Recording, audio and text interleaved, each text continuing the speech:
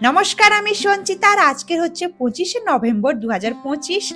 আর আজকে সকাল সকাল না হাঁটতে হাঁটতে চলে এসেছিলাম বাগবাজার মায়ের বাড়িতে।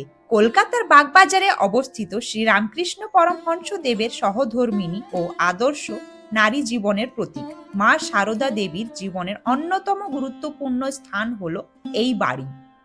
এখানে মা বহু বছর কাটিয়েছেন, অসংখ্য ভক্তকে স্নেহ, উপদেশ এবং আশীর্বাদ দিয়েছেন।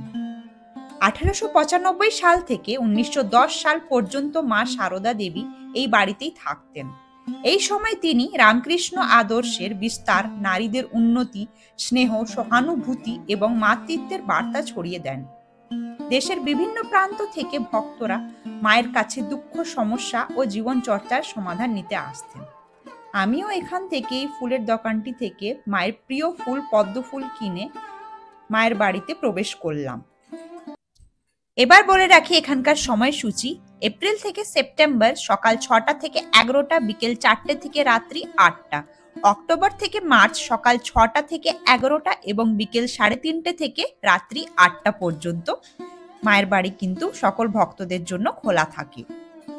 এখানে এসে আপনারা মায়ের ব্যক্তিগত কক্ষ, যেখানে তিনি বসে ধ্যান করতেন, তার ব্যবহার করা জিনিসপত্র, ধ্যানের আসন, পুজোর ঘর আর ওনার স্মৃতি বিজড়িত নানান জিনিসপত্র এখানে এলেই আপনারা দেখতে পাবেন। এখানে কিন্তু নিত্য পুজো ও ভজন হয়ে থাকে। মা সারদা দেবী দুর্বলতা, ভেদাভেদ ও অহংকারের বিরুদ্ধে ভালোবাসা, সরলতা এবং সহানুভূতির শিক্ষা দিয়েছেন। তার বিখ্যাত বাণীগুলি এখনো মানুষকে অনুপ্রাণিত করে। যাকে তুমি খুঁজছো সে তোমার মধ্যেই আছে। মানুষকে মানুষ বলে ভালোবাসা, এই আমার ধর্ম। এই বাড়ি ভক্তদের কাছে কেবল একটি স্থাপনা নয়, এটি এক আত্মিক স্কুল, যেখানে প্রেম, শান্তি ও মানবতাকে শেখানো হয়। এবার বলে রাখি এখানে পৌঁছাবেন কিভাবে। এখানে পৌঁছাবার জন্য সব থেকে নিকটতম মেট্রো স্টেশন হচ্ছে শ্যামবাজার। ওখান থেকে অটো করে আপনারা বাগবাজার মায়ের বাড়ি পর্যন্ত খুব সহজেই পৌঁছে যাবেন, অথবা আপনারা বাসে করেও বাগবাজার মায়ের বাড়ি পর্যন্ত আসতে পারেন।